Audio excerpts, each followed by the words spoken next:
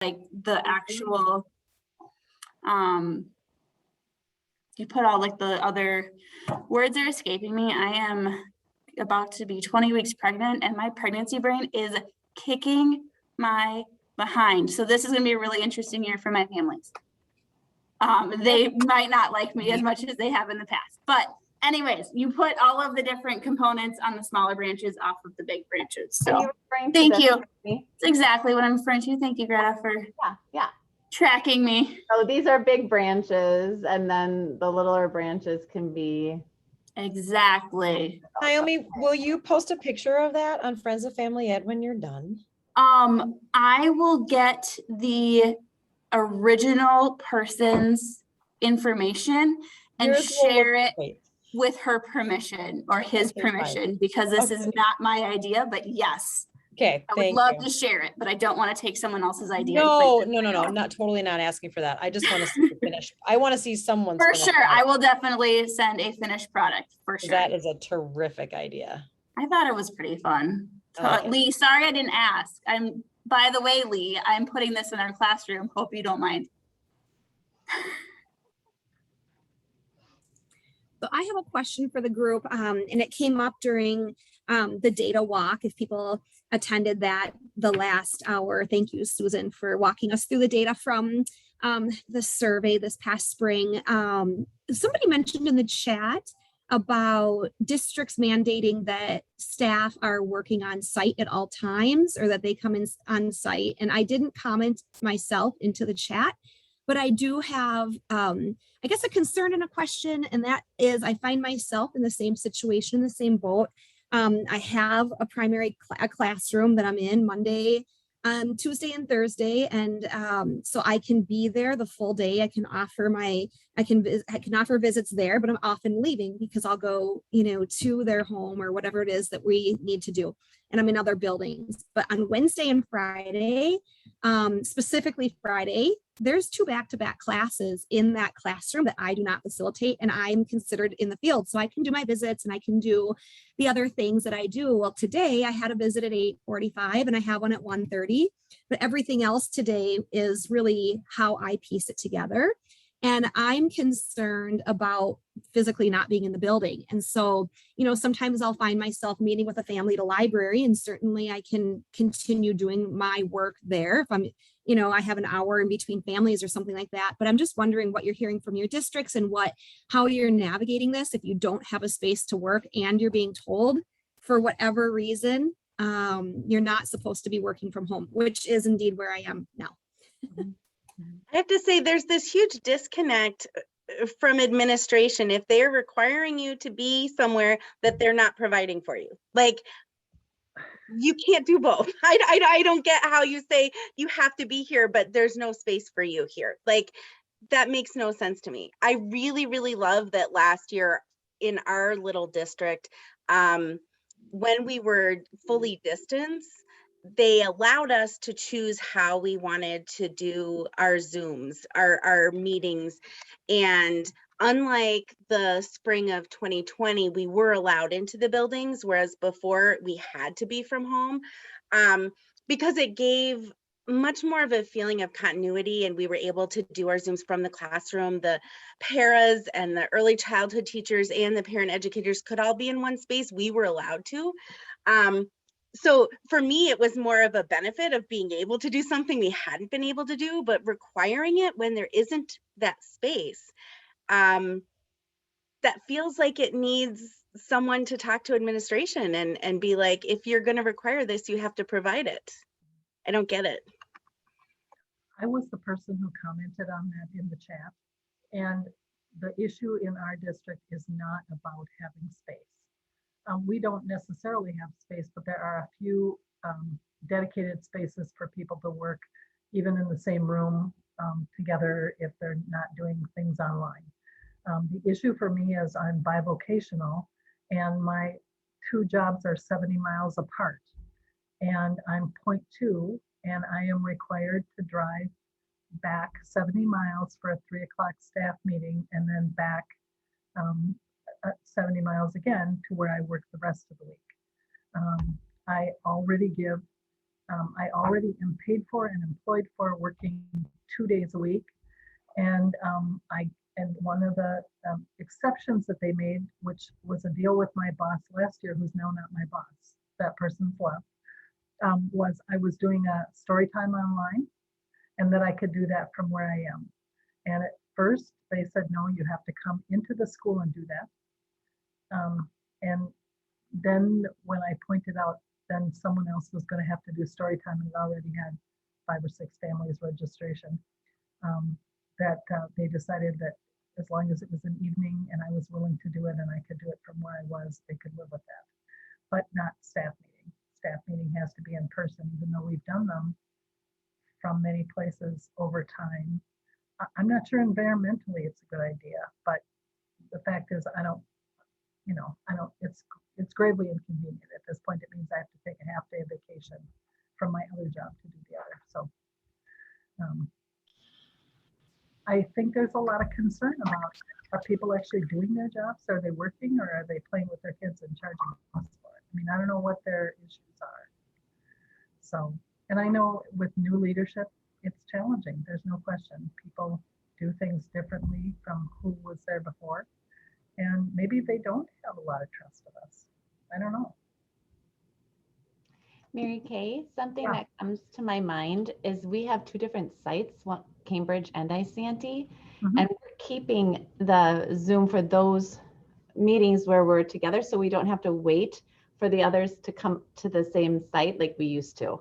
Mhm. So that, I don't know if there's some sort of a strategy of time or something, or 2 different, it's not quite legit in some ways, but I was just thinking we're keeping it for those types of meetings because it just makes sense. I mean, for mileage that they were paying these people to travel, as well as the time that we waste, and then we have to go later. Yeah, I suppose the difference is that it's no skin off the district's nose. They're not paying me for the mileage or for the time, Yeah, just for the time I show up for the staff meeting. And so it's, yeah, some people consider it my problem that I have to have another job. I feel your frustration though with the being 0.2, and it's just like, really, people, like, you're barely paying me. And They're paying me they're paying me very well for the hours I work, but the hours you work, right, are like, the reason I have 2 jobs is there's 2 careers I love, and they didn't offer me a full-time job. They didn't offer me a more than half-time job. So yeah, it is what it is. Yes, Ellen, I'm aware of the distance. Very aware. So I don't know if we'll flex on that at some point, but it's frustrating, but I really love what I do, and I'll continue to do it. But I was not unhappy at all when our administrator canceled the meeting for this week because she had something on her calendar she couldn't move, and I'm like, oh, good, 1 week. She just changed it for another week. We weren't going to meet, but it is what it is. It's not enough for me to quit. We are short an early childhood educator right now for classes that started this week. So there are all sorts of realities in how things happen. So yeah, it is what it is.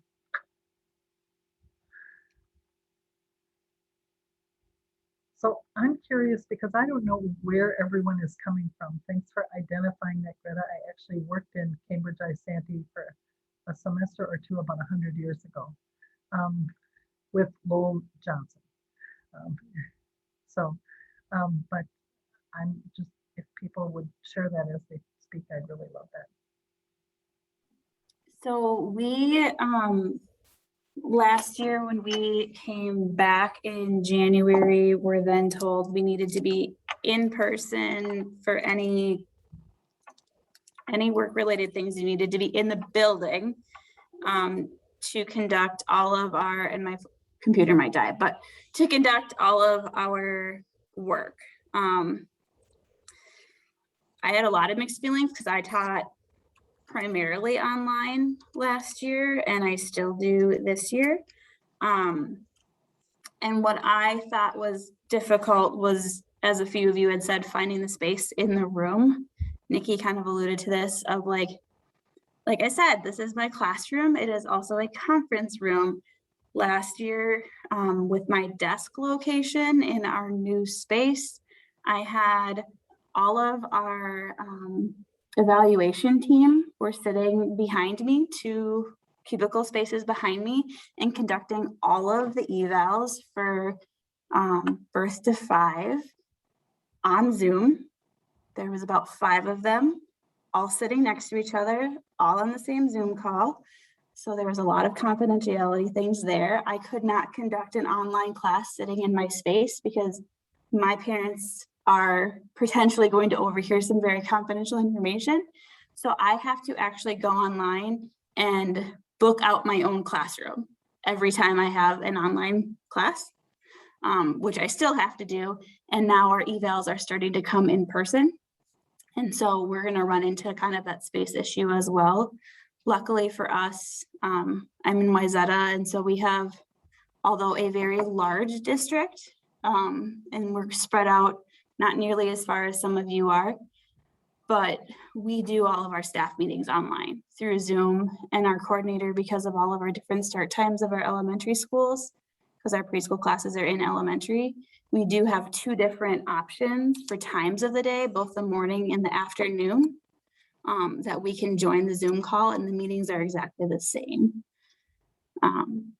But I completely understand your frustration with the having to be in person, because I had that conversation too with my supervisor of, I can't find a space all the time to teach my classes, and I can't teach my classes from my desk.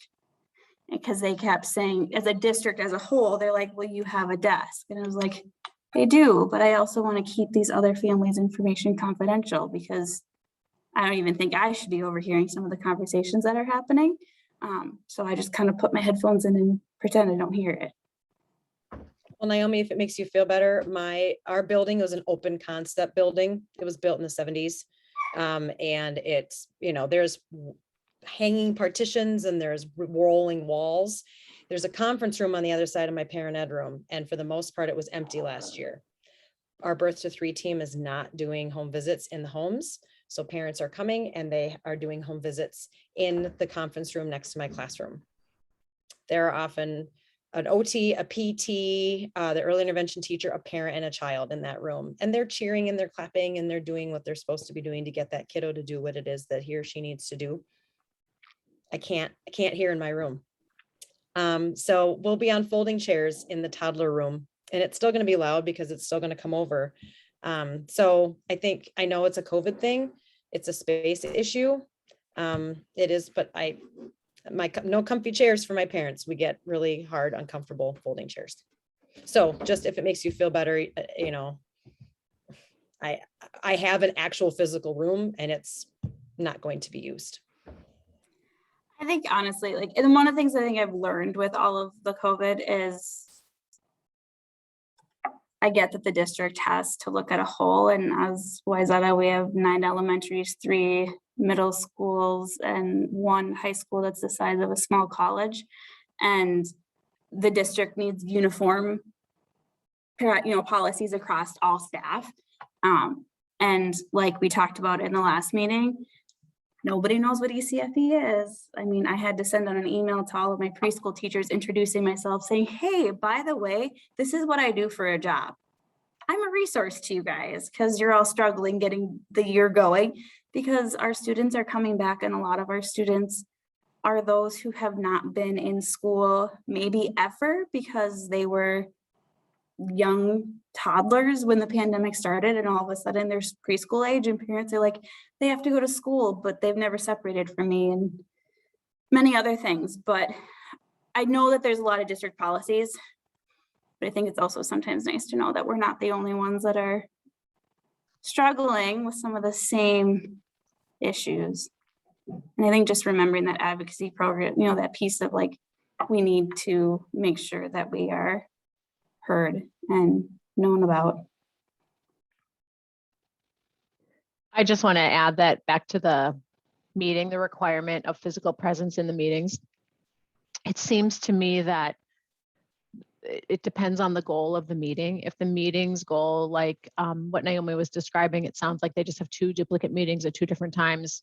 Come to the one you can. That's about conveying information, which is, you know, stuff that everybody needs to hear, but which you can do by Zoom. I mean, come on, in my view.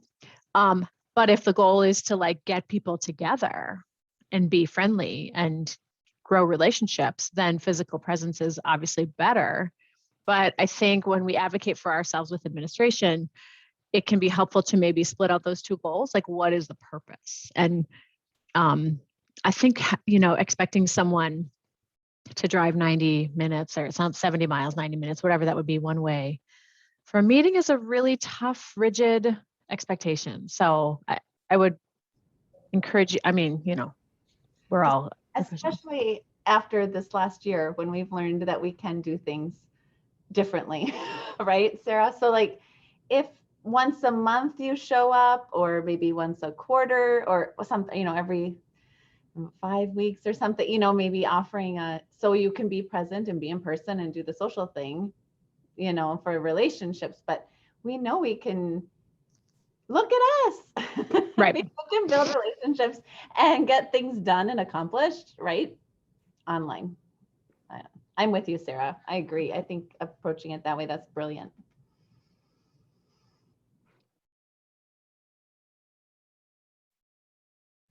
I think one of the frustrating kind of maybe unspoken pieces of this is the distrust or the micromanaging. It's like, are we not acknowledging how much unpaid work teachers already do? And now we're going to say, we don't trust you to be actually working if you're at home, so you have to be in the building. And it's just like, is no one actually, because this is a frustration I feel like I come up against all the time. No one has any clue how many hours I spend that I don't get paid for, all of my lesson planning pretty much. And so it's just like, really? Like, can we be practical for a minute here? Well, and as one with older kids, I get so much more done at home in terms of thinking and planning strategically and long-term than at school, even in 196, because there's so many people around, like you're saying, not just like doing professional work, but wasting time. Right. Gabbing. I mean, not wasting time. Okay, sorry. Not wasting time. Chit-chatting, building relationships. But can we trust that's our stuff. Can we trust staff to be professional and to be adults who can get the job done and let us do it? That's frustrating when teachers aren't trusted. We already bend over backwards, as Susan's research showed. We're already doing just about anything we can to be adaptable. Why can't some of the same be shown to us from administration? Well, and also too, how many professionals in our world are now working from home and keep getting pushed back and are not being allowed back into their workspaces, or have sold their workspaces and said, okay, guys, we're just going to do this from home because you've been really efficient. We all taught from home for some of us a whole year, some of us partial. Like, I think we've proven that we can also be professionals and get our work done. And I think, as Sarah said too, I was way more effective at home because I just dropped a whole hour-and-a-half commute that I deal with on a daily basis. And guess what, guys? That went back into the time that you didn't pay me for, because all of a sudden, and then I had my personal life too, and the home life balance was lovely. But I am going to say, I am so happy to have our parents back in the building, especially those that want to be back, because although I love seeing them on Zoom, it is so nice to just be sitting in a room with other people and be able to get back to that like connections piece. But for those pieces that we do, we are still going from a virtual perspective, can we have some trust and be able to do those from our home spaces or other spaces that we can find? Are your in-class, are your face-to-face meetings, are they masked? Yeah. One thing, I'm sorry, go ahead. Oh, I was just going to say Northfield's, we've mandated masks for everyone 2 and up. Same with some, Rosetta. yep. And some families are like, thank God, I'm so glad you're doing that. And other families are like, I'm not making my fresh 2-year-old wear a mask. So it's all over the board, but Yeah. I'm thankful for it. One thing I've done with my undergraduate class that we too are masked, which feels a little bit weird, but better to be together and masked than I suppose not at all, is I asked students to send in a selfie, and we made a collage, a collage of everybody's faces. And it is like night and day to see the actual faces of people without masks. And so it's on their, on their Canvas site, because that's my sort of virtual classroom. And the classroom I use on campus is used by lots of people. So that's the space that I would have to put the collage. But I really like it. I mean, we really, because my thing is like building community. And so this way they see each other, but it's through masks, and especially getting to know each other. They can also see each other online without masks, through the collage. So I don't know if that would be useful at all for what you're doing with families, but we found it like that little extra dose of a personal touch. The teachers in a couple of our preschool classes have pictures on their door of each teacher who works with that group. There's special ed and paras and whatnot, but it's like with mask, without mask. So each one has 2 pictures, which I think was really helpful for the 3-year-olds, to be like, oh, okay, that's what she looks like without a mask, because they're only seeing them with masks at school.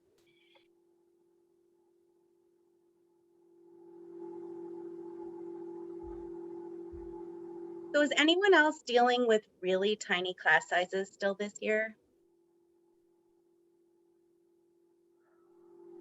Ellen, you are? Wayzata bumped our enrollment back up to our normal capacity. We too have the 2 years old and up mandate. And I am excited that almost all of our ECFE classes are back to full, because that was something we were struggling with pre-pandemic. But I'm not gonna lie, I have a little bit of anxiety too, because that's a lot more bodies in the room. My parent ed room is set up with desks, like tables and chairs, and I'm still supposed to keep them social distanced, but I don't actually physically, 1, have enough room in my classroom to social distance the adults, and 2, don't have enough tables and chairs. So we are going to do our best. But we also too last year, I think, lucked out that we did not have any issues with any exposures in our ECFE program. We were very vigilant about families respecting the health policies and then our cleaning policies. So I'm just hopeful that it all stays that way. I'm just finding I have this like bipolar experience of I have 3 classes I teach on Tuesday. I have an 8:30 a.m. class, which is new, having a earlier morning class that has 2 families in it. And then right after it, the same exact class offering at 10:30 has 12. And it's just like, like, how do I lesson plan? How do I balance this? My Thursday evening class only has 2 people in it. My parent-child preschool, which I'm like, how is this not a bigger draw? And I'm wondering about the advocacy piece and how do we like bring families in. ECFE parent-child preschool is like such an awesome bridge for families of you get to do ECFE one day and drop your kids off the second day, 3 families. And it's just like, really, we have a big enough district that we should be able to fill that class. So I'm having a lot of frustration with some classes being really full, and some classes it doesn't even really feel like a class. It's more almost one-on-one, especially if there's only 2 parents enrolled and one can't come for any reason. So I'm wondering if other people are dealing with that same imbalance in their classes. I'm grateful I should say I'm grateful to our administration that normally we have a minimum of 5 to run a class, and they're pretty much letting us run all of our classes, even with really low enrollment, in order to keep parent eds and all of us, the early childhood teachers and whatnot, employed. But it's really frustrating for teaching and planning. Our experience is that our enrollment generally jumps by about 25% during the first month of classes. It's kind of like, now I've got my kids in school, or I figured out childcare, or I've got whatever back into, and oh yeah, I have to sign up, or I want to sign up for an e-safety class. So we do also are going with very low classes. One of the ways that planning, so I used to do some home visiting, and I just look at, one parent in a classroom is like home visiting, but with greater toys. And, you can have a great conversation, and it's fun, so. Excuse me. Are you all doing a lot of home visits or not yet? Or what does everyone look like for that? No? Okay. So my home visits, actually, I'll say, have been back to almost regular numbers. We're offering, of course, still the Zoom link, and we'll offer to go to the home or to meet in the building, in a classroom or in a community place like a library. But one thing that I think that has helped that is that we have it's basically just a Google spreadsheet, but it's a Google form that's loading into a Google spreadsheet that all of the elementary schools and have been circulated through the district. And so parents are able to just add their information, and then a couple of us get pinged. So we get an email every time there is an update onto that Google spreadsheet that, someone filled out the doc or the Google form. And I feel like maybe it's just because it's the beginning of the school year and we're having a lot of parents who are trying to navigate behaviors and challenges and toileting and all of those things that are so prevalent at the beginning of the school year. But I think it has a lot to do with that Google form that's been made so accessible, so that the parents everywhere can just get on there and fill it out. And they're writing on that form sometimes, even like it's late at night, and as I write this, I have tears in my eyes. Like, they're really heartfelt, and they're filling out this form. The question that we have actually that got posed to me today is, where do you think all of these are coming from? Like, who was it? What just recently went out that we've had this little bit of influx in those visits? But the other thing is that screening is so crazy busy, right, at the beginning of the year, and there's so many families that simply don't know that they have to get screened. And that partnership with screening, they're overflowing with the parent concerns that have come off of the ASQSE. And so they really are flowing in at this point. I wonder what will happen November, December, January, and if whatever is happening now can continue. I'm trying a new class, actually it was my boss's idea, called Walk and Talk. So on Tuesday, I am meeting outside one of the doors at 9 o'clock. And I said we'd start walking at 9:10, and we're walking the paths around the building. And like, there's a bunch of like walking paths. And I said, bring a stroller, anyone's welcome. It's just a way to meet people. I'm not going to have a set agenda. But one of the things we learned is that we're missing that, that connection again. You don't have to wear a mask technically outside. We said we social distance, but trying to get people in maybe that way was one of the things. So last Tuesday, a couple days ago, I walked around and I told all the parents who were in preschool, I'm like, come join me. Meet someone in your class. Maybe you hear that, Naomi's kid is, Ben, and my kid loves to play with Ben. Let's go walking together, get to know each other. So I tried going around. So we'll see how that goes, and maybe spurring that will get people in more and, kind of see what we do and encourage other people. And these are usually the preschool kids that, but anybody can do it. And I threw it out on the Plymouth Mamas Facebook page, just trying to get other people. So trying to throw it out there, and we'll see what we get, but just another way to maybe make some connections. The nice thing is Lee is actually not a parent in our district, and so she's on the Facebook page for like the moms group in the area. And as far as like the marketing piece goes to getting people in classes, we see a lot of feeds that go out on those pages between parents, and every once in a while Lee will drop a post, but our parents are actually pretty good at advocating for us as well on there. The other thing that we do is, Mary Kay had said, this is the time of year that enrollment jumps up because parents are like, oh yeah, now that we have our school age kids settled, oh yeah, I still have the little one at home with me. We do a like marketing blast, like right around this time at the beginning of the year when ECFE is getting started in those first couple weeks, to try and remind those parents of like, remember, we're here in the district as a resource, just to try and help you, because it's hard when you have those classes of like 2. Sometimes it's a really awesome group. I did an entire year of just one mom and it was amazing. But there's also the other alternative of that of like, this might be a really long hour and a half together.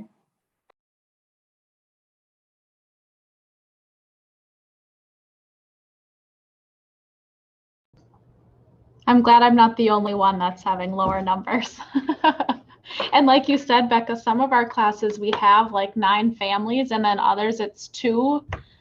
And so it is like even planning, I can plan so much less for that group of 9 because it's like the conversation flows, but the other one, it's like I'm having to fill the time a little bit more. So yeah.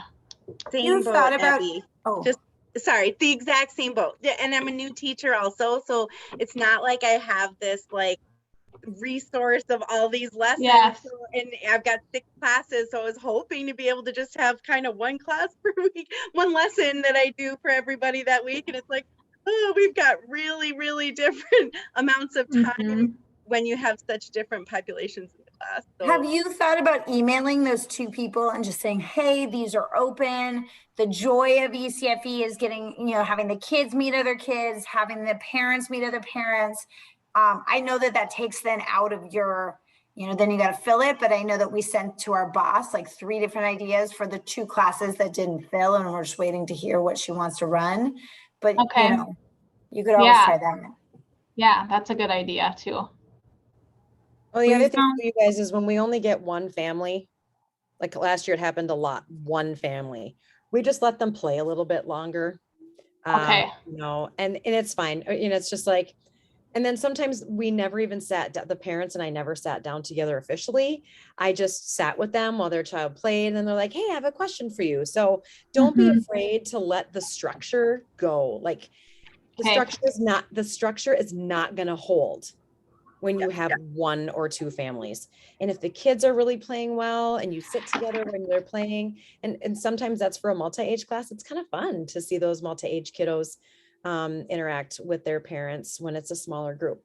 And, if they want to say, do you guys want to go? We can go. It's less of an enticement when there's no cookies and, coffee. Right. But I felt like we have to have parent time. Let it go.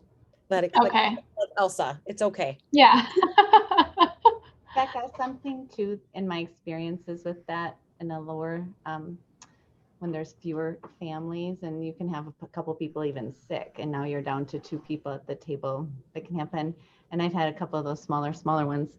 And I like exactly what Ellen was saying is kind of let go and just kind of just dig in deeper with more questions about whatever topic they're interested in. Just keep asking and talking, and it can be a little more personal. You can get a little deeper. I think it's a lovely opportunity sometimes to do it a little differently, but I understand your anxiety because this is new. But you're awesome. You are so awesome. You are such a good listener and you are a good reflective talker. I think you'll just do beautifully. I really do. You're awesome. You're so sweet. But I think so much of how the class feels and if I feel like it was a successful day or that kind of, it is more dependent on the personality of the parent than I wish it was. Like, I feel like I wish more of it was on me. But like my early my early Tuesday morning class, the first week there was only one, and I was like, this is actually going to be fun because she was great. And it was like, we can just sit and have this one-on-one. And then the second week a dad came and it was like, still good. Whereas my Monday morning parent-child preschool, 3 parents, but they don't talk, like, and they don't participate. And that one's actually way harder. It's like just the wrong amount of people. If there was only one, they would feel like they had to maybe, but with 3, it's like, they're all just kind of taking it seat back and waiting for me to teach them, or I don't know, the Well, expectations are it's different. even hard. You can't break them up then into small groups or something like, Right. get together with your elbow partner. Oh shoot, there's 3 of you. Okay. That's really not really elbow partners. You're already there. You're already in a small group experience. It's hard to have the large group and then, oh, let's do something small and have you get to, yeah, it's always small. It's a little tricky. I agree with all of the above, Becca. And I would just add that when I taught music together, one of the things that I learned was if there's something bothering you about what's going on in the classroom, it's your preoccupation with it. My preoccupation with it as the teacher will bleed into the other adults' comfort level in the room. And so either kind of try to fix it, like this is typically in the case, it's 0 to 5-year-olds. So if somebody's like banging really loudly, like some 2-year-old on the wall or, something, if it's distracting you, the teacher, take care of it so that you can be present with your parents, right? So I would say the same in your classroom with your adults. Like if you can find a way to relax into it a little bit with some of these ideas that are being shared, I think are terrific ideas. You might find that it turns the intensity level down for everybody at the table, because if you can find a way to feel confident and just decide this is just what it's going to be today, like, okay, we don't really know each other, but we're gonna, and that sort of thing. Like, and I also like the levity. You find levity so naturally, Becca. Like, I feel like just keeping it like, okay, this is how we are today, and that's fine. And you could rejoin. If you've separated, you could rejoin a little early and do a little extra, recap with the teacher. I mean, you could essentially have a little conference every other week or something with the early childhood teacher. I mean, you could really tailor the class to the needs of that one or 2 families. I don't know. I just think for you, it's the most important thing is to figure out a way to have it not stress you out. Sarah, I can't tell you how much I appreciate your wisdom, because I think you exactly just then hit the nail on the head. Like, exactly what's going on in my Monday class is my own apprehension at being able to do it, my own discomfort with having this size of a group with not very talkative parents. Right. And I think the second that I can learn how to let it go and say, this is just how it is, like, they will also relax and enjoy the class way more. So thank you. Have you ever tried the table topic cards? Where you I just haven't try and really get done that. No. simple conversation. It's like this one says, who is one of your heroes and why do they inspire you? What's your favorite candy and why? Do you prefer, like, simple things where you get them talking and you get them realizing that, oh, this person likes the kind of books I like. And then if you can get them talking on a parenting, something that we all hold, kind of like, am I doing the right thing as parenting, that terrifies parents, and maybe get them talking on like light fuzzy things, build that within the group, and then they're more chatty with each other because like, oh my gosh, I just watched Bravo this weekend. Did you read this book? Did you see this article? You kind of figure out, and then when they start feeling comfortable with each other, then they're more prone to talk, because it is terrifying to talk about the one thing that you're terrified to do wrong, which is parenting. So I have to go. Thank you, everyone. Thank you so much, Lee. Yeah, no, what were you going to say? I'm sorry, Becca. I feel like on that's actually an area I've got pretty down. Like, we're really good on this is a safe space, and people, like, I really work hard on that. So I don't feel like that's too much of an issue, but I do think having little conversation starters when things feel dead could be really helpful. Yeah. Well, and just naming, like, oh, look at that. It's been quiet for 30 seconds, or we don't have much to add. We've kind of wrung this one dry. Let's go to our pile of cards, just naming it. Yeah. Just naming it. The other thing is sometimes, and I may be the oldest person here, so I'll just label that going in. think about how many people have people who will listen to them for 30 minutes and just listen to whatever their concerns are. You are an incredible gift to them. And even if you don't have all the answers, I was introduced at the beginning of classes by saying I'm not an expert parent. I am trained to work well with parents and I have a lot of experience doing it. But so many people in our society now just love being listened to because they don't have that. And that's a great gift. That's one thing that we do in ECFE pretty well. And I always find it kind of funny. There's some language things that really bug me. And one is, if parent time is what we're doing in the room without the children, what are we doing in the room with the children? I call it discussion time, and I make all my colleagues do so too. And if we're not discussing, okay, maybe we're just talking about, about what we did over the weekend, or what our greatest hope is for the school year, or, but I think the cards or a similar way of doing things. I've always started groups.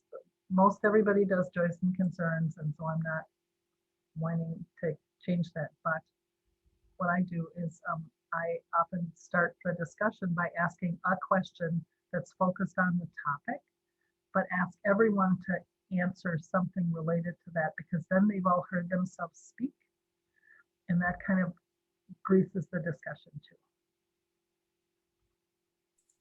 I was also thinking about the balance between like direct and indirect PE, because I think sometimes when we have these larger groups and we go into our parenting room, we feel like because we've got our lesson plan and we're guiding and facilitating this conversation, we feel like perhaps this is what I'm supposed to be doing, and finding that balance between they are equally as important. That work that is that direct PE and that indirect PE that is happening from the time they step inside that door, and we say, wow, look at how your little one came in this week and what they gravitated to and what they're getting from it. And let's compare that to last week and those indirect things that are happening. And I think that we need to give ourselves grace and really recognize all of the opportunities that we're having for that indirect PE and how that's impacting. We often hear parents come back and say, I really thought about that, that thing that you said to me.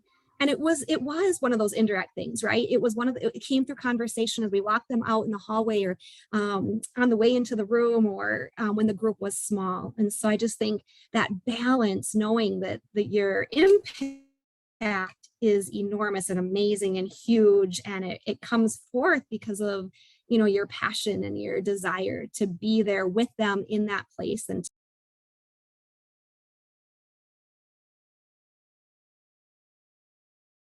Thank you all so much. This is like super, super helpful. And I'm just going to go back again to, what Nikki said, fell back right into what Sarah told me about with just like, where's my own comfort level? And I know that as a relatively new teacher, a lot of my comfort level comes from feeling prepared.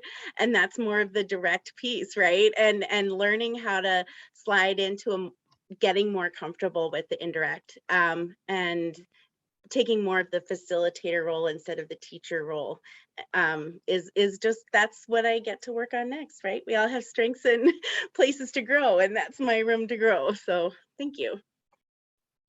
One of the other things that I just remembered that I did in the past and haven't used lately is I just took a black rectangle, cut out a red, yellow, and green square and made a stoplight. And as a different way to start the parent ed time, I would sometimes just pass that around the room, and each parent would just pass it around. And I'd just say, how are you showing up today? How are you feeling today? Because sometimes just doing that personal check of like, did we have like 4 overnight wake ups? And the fact that you made it to class is a miracle. And so you're really in the red. And that kind of helped me too, to remember that in those moments when they were so quiet and it was painful for me, I'm just like, put yourself in their perspective. The fact that they showed up today, we're not going to go deep. We are going to just hang and if 5 minutes of silence is something that they really need, because it's been a very loud morning, giving them that opportunity. And I love your idea of that facilitator role and remembering that you don't always have to be the one that's putting on the show.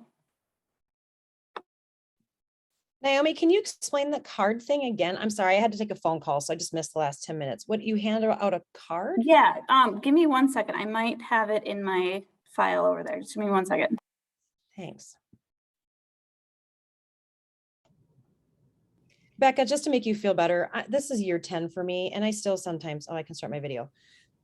I still sometimes feel like at the end of a class, I'm like, I didn't facilitate crap because they weren't talking.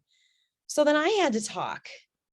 Oh, okay. I see, Naomi. Oh, I just have three squares just on a ring, and I pass it around, and I just say, how are you showing up today? Where are you at when you walk into this room? And I don't do it all the time because I do joys and concerns, and I sometimes just change up the icebreaker because different groups need different things. But I love I've that. had a classroom of 5, and this was last year during COVID, and I had 5 parents sitting in here. And it was painfully quiet almost every week. And sometimes I just brought notice to it. I was like, you guys are really quiet today. This is when I was like, oh, I should have brought these out. But you're I not love alone. that. What a great idea. Thank you for sharing that. I love it. See, this is why I'm here. Because I'm not creative like you, all you people. I need this more than you know.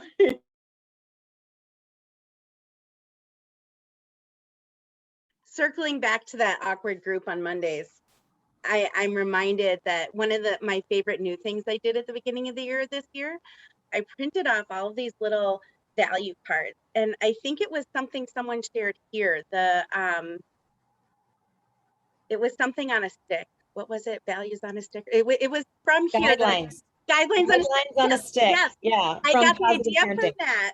I didn't have sticks at home. So I just made these little cards and laminated them, and I passed around a cup full of these little cards, right? And I added a few of my own to it, and I had people choose.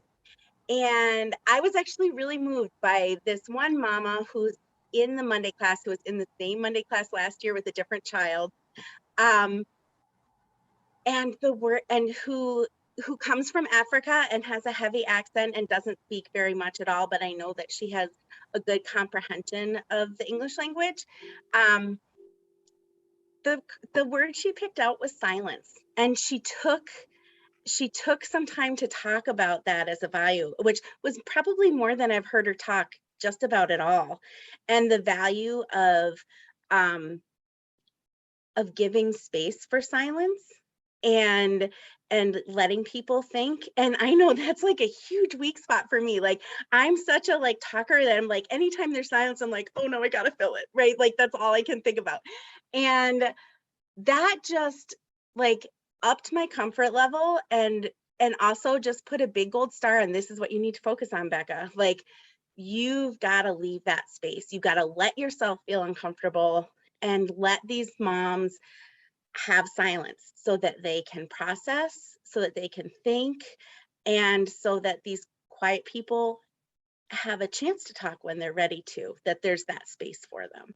So I was just so moved that she picked the word silence. It really was meaningful for me. Okay, really quick, what's the activity again? So words on a stick. Guidelines on a stick. And is it from Conscious Discipline? No, it's from Positive Parenting, the Experiential Way. It's the Jane Nelson training. So, and I think I know about that. I know you do. Yeah. Seriously, But what words? I did it for all my classes, and I added a few words, but yeah, it was great. Yeah, and the ones that they use, it's basically how you set up your classroom guidelines. And I did it 1 year, and it took so much time. But it was And then basically, do they pick a word that's like resonating with them, or okay? Yeah, and it's like, yeah, like how do you run? Like, what do you think we need to run a good classroom? You know, respect and confidentiality.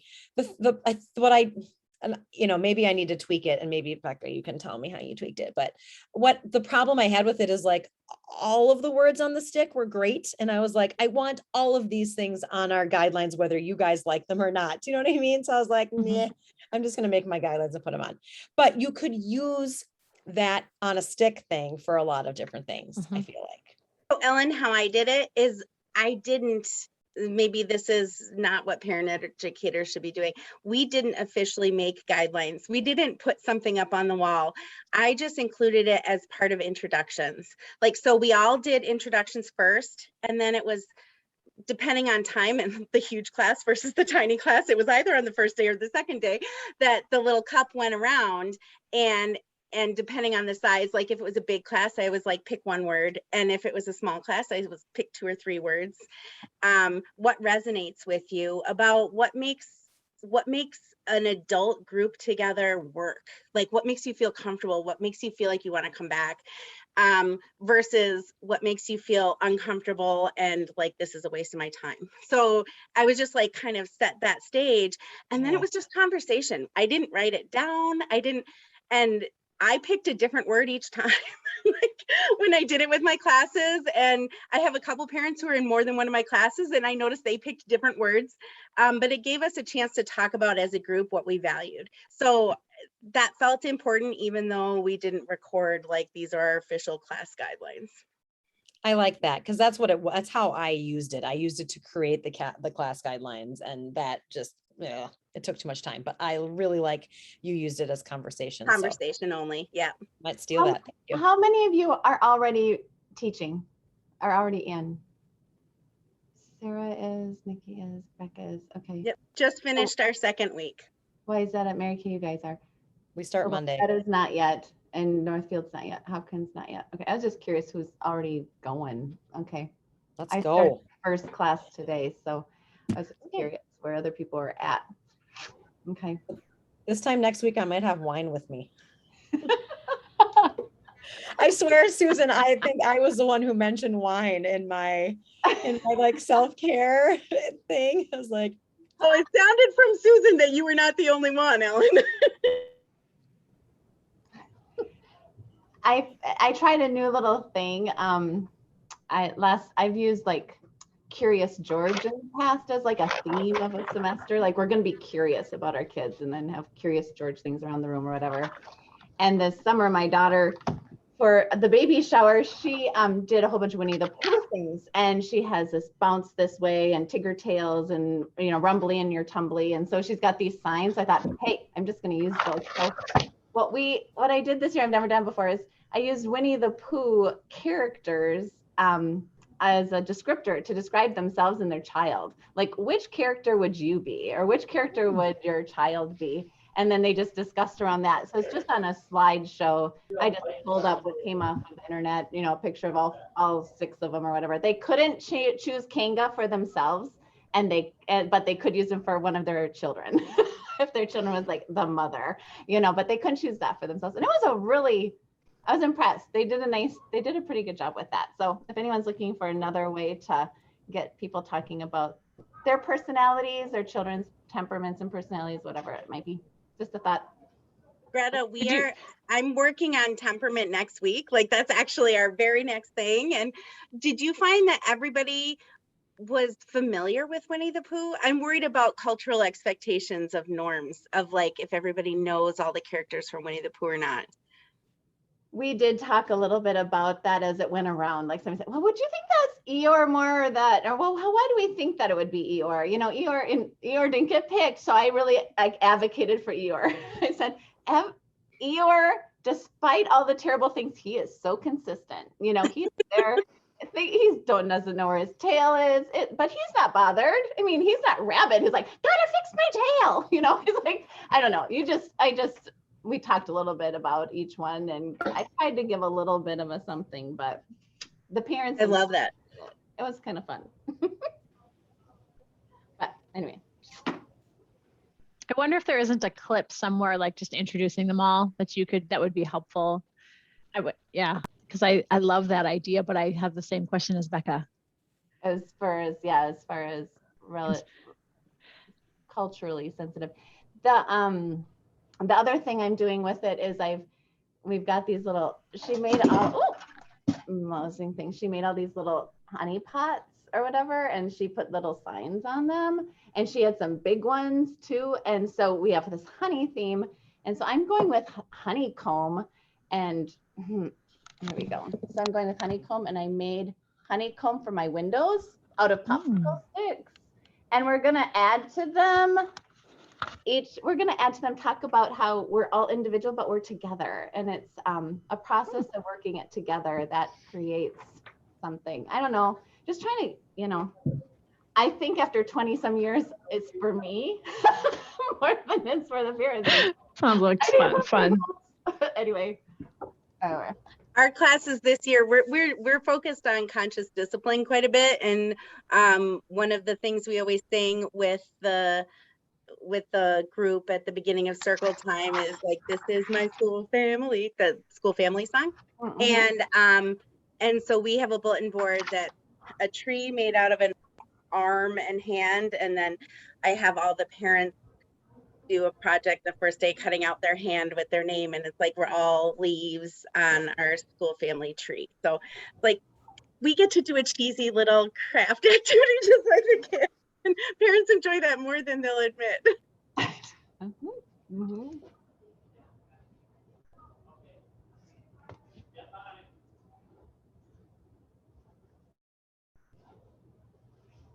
One thing, can you guys hear me? Okay. One thing I think I posted in the group too was like, so my first classes were this week, and I had the families write down some of the things they were struggling with to kind of guide my instruction, because I taught kindergarten 9 years prior to this. And so I'm used to like the manual with, this is what you teach today, and then this is where we go next. And so the fact that there's like not that is a little bit challenging for me. And so do you guys kind of shape what you're going to teach based off your parents' needs, or do you have something you follow consistently, or what do you kind of do? I just posted about this, Abby, a couple weeks ago. If you search my name, I think it was probably my last post, but I've probably seen it. I stalk that Facebook page. Good. Because my previous district, she kind of picked the topics and then always let the parents choose. So I kind of did that.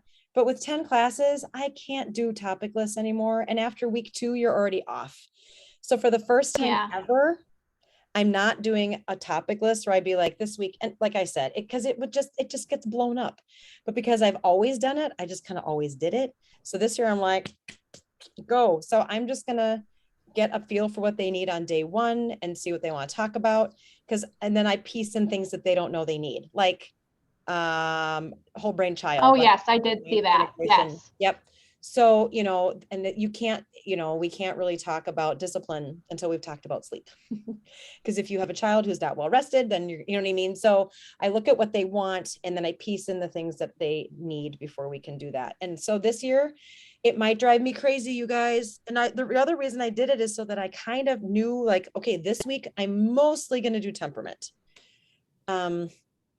I might drive myself nuts by having 4 different topics or 5 different topics across 10 classes, but I'm going to give it a go. And maybe if I can see if I can get it going, but I'm going to kind of go with what they need this year and let them know, okay, this was a great discussion. We didn't get done. We're going to keep on doing it next week. Or next week, this sounds like you guys really want to talk about something else. So we'll put that in place. So check on me at MEA and find out how insane I am. Okay. Or I'll let y'all know on a Friday meeting. I do that. It's okay. You're going to be okay, Ellen. I've done it with 10 classes before. I actually make a spreadsheet. And then so I have them all fill out a topic list. Usually we don't separate the first week. We kind of gradually ease them into separation. So usually the first week of separation, when I have like 5 minutes, 10 minutes with them outside the room, I'm like, here's a topic sheet. What do you guys want to talk about? And, discipline's always the first one. I was like, awesome. We can't talk about discipline without social emotional. So I'm like, great, we're going to talk about discipline. I don't let them see. I let them know majority rules with my own little put things in. But then with my spreadsheet, I can put in like, hey, everybody wants to talk about this topic. So I'm just going to conveniently have them all located right around the same week or two. And I can share that with you if that's helpful from previous years. Abby, I used this and created this out of it. You've maybe seen this kind of, so it has it all, and I asked them to circle a number of them that they're interested in, but it goes along. So I know they're gonna Okay. fall into some sort of a strategic plan. Yes. Exactly what Ellen and Naomi were talking Okay. about. And then I track mine on Sure. there. So then I just go and I say, this is the topic that I'm planning on.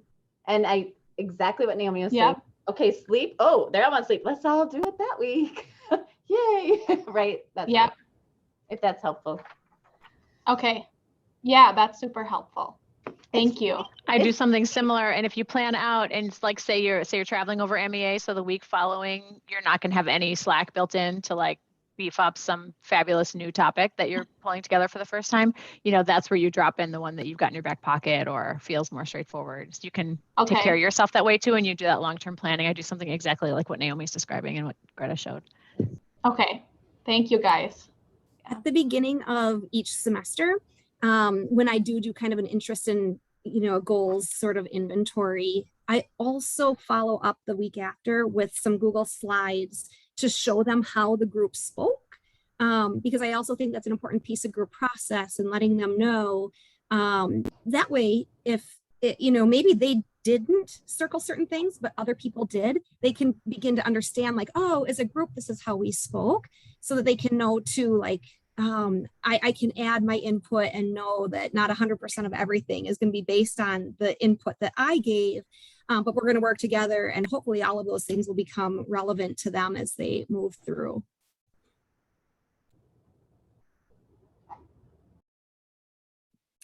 We're after time. I mean, well, we can keep talking all day. But just for those who might have to leave, I did speaking of topics, one of the things we've talked about with this group over time has been sort of identifying topics that we would talk about on a Friday. And then what I can do is like put it into Friends of Family Education or whatever, and just let other people know. Today we're going to talk about, like one of the things we're talking about is small class sizes and marketing to boost, attendance or something. And it doesn't preclude, obviously, talking about every other thing, but that way, without spreadsheets, that we can talk about topics that people are interested in, but then also, because I think that there are some folks that don't really know what we do or what happens here, or they have to make time in their schedule or miss a meeting if they wanted to attend. And so if they knew we were talking about a particular topic that would be really interesting to them or valuable, they could make that time. Anyway, so yeah, so if you could, as we're wrapping up, put in there or just email me or something like that. I'll send something out to Perfect Connections to our listserv, but just, what kind of topics you'd like to talk about this fall. And then, and then either I'll pick one and market it out, or we'll just have it from our own little hat list or bucket list or whatever. And then pick it out and talk about it too. So thanks. Well, this has been great, you guys. I feel like the energy is back. Like we had we continue to meet over the summer, but there would just be a couple of us, and we didn't tape or we didn't record because there were only a couple of us, and sometimes we got kind of personal or confidential or whatever. So so I taped this morning at 10:30, but then I have this one taped on the cloud. I hope the second one didn't eliminate the first one. Or you're going to have to sit through me talking about my research one more time. No, I'm kidding. So Which was great, by the way. Oh, thank you. Thank you. It's great. It's really, it's a labor of love, and everything is connected. Anyway, so so I will be posting this video from our conversation today, not the chat. The chat is always separate, but over in our playlist. And I think that will also let people know that we're kind of back and going and talking. I can't tell you how great it is to see some longtime familiar faces that are back with us. And I have such confidence this is going to be a great school year. So thank you, everybody. Yay, virtual big hug. Thanks, you guys. That was so helpful for me. Thanks, everyone. Abby, please join us anytime. I will, for sure. Thank you, guys. Okay. Bye, everyone. Thank you, everyone.